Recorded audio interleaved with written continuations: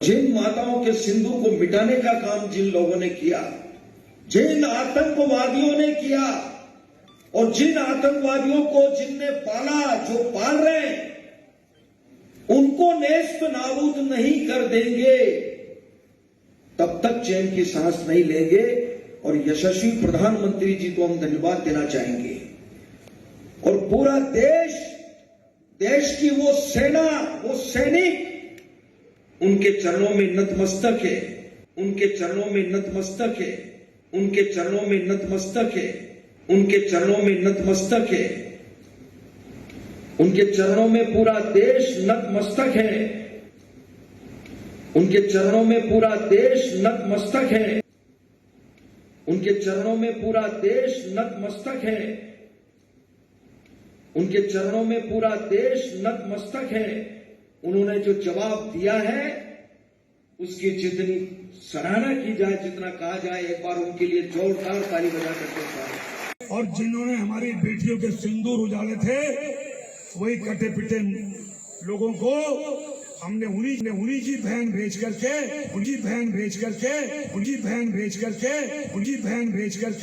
उनकी ऐसी की तैसी करवाई। एक बार मोदी जी के लिए जोरदार ताली बजाएं।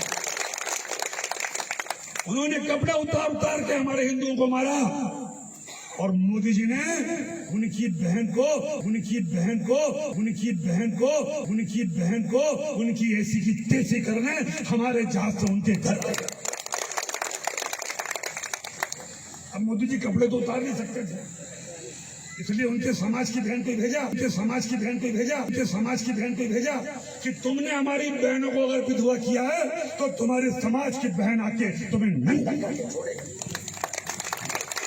देश का मान सम्मान और हमारी बहनों का सुहाग का बदला तुम्हारी जाति की, समाज की बहनों को पाकिस्तान भेज कर अगर कोई ले सकता है।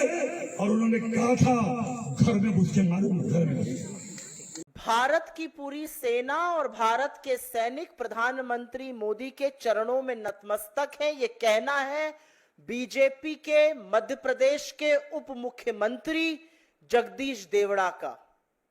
और उसके बाद तो आपने सुना ही, जो बीजेपी के दूसरे शिरोमणि हैं, मध्य प्रदेश के ही मंत्री विजय शाह, उनकी घिनौनी बात कर्नल सोफिया कुरैशी को सुनकर पूरा देश आज भी स्तब्ध है।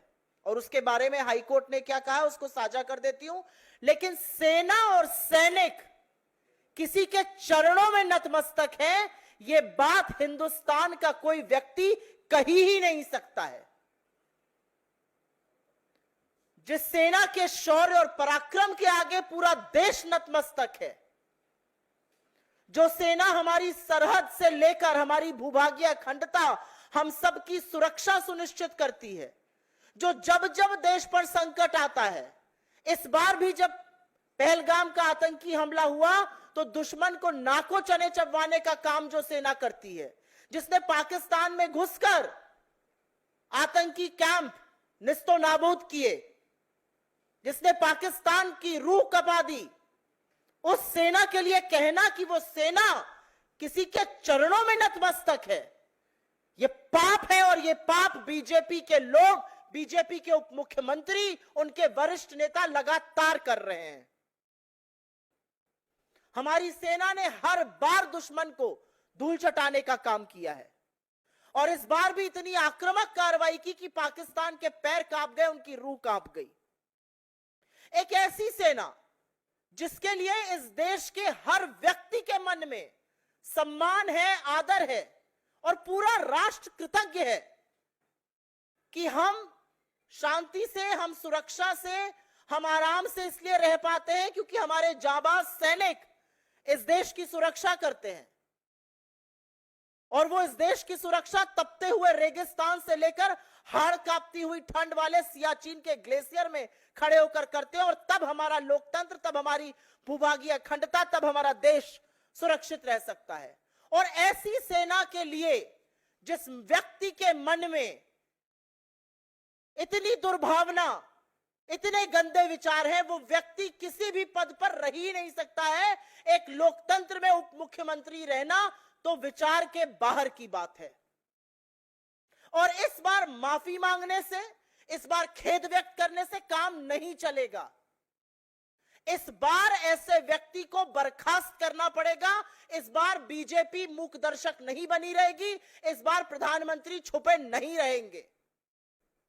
और अगर आप ऐसे व्यक्ति को बर्खास्त नहीं करते हैं, अगर जगदीश देवड़ा की अभी कुछ घंटों में बर्खास्तगी नहीं होती है, तो यह माना जाएगा कि सेना को अपने चरणों में नतमस्तक करने की बात नरेंद्र मोदी कह रहे हैं। उनकी मौन स्वीकृति है, उनका संरक्षण है, वरना यह बात कहने की हिमाकत और हिम्मत कोई कर ही नहीं सकता है।